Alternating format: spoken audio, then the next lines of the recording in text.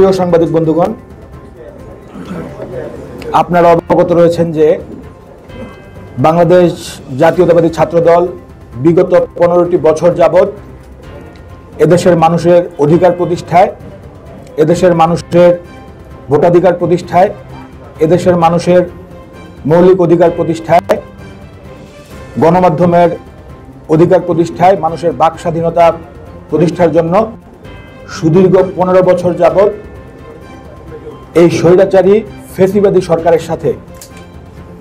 সংগ্রামে অবতীর্ণ হয়েছে এবং এই সংগ্রামে অবতীর্ণ হতে গিয়ে আমাদের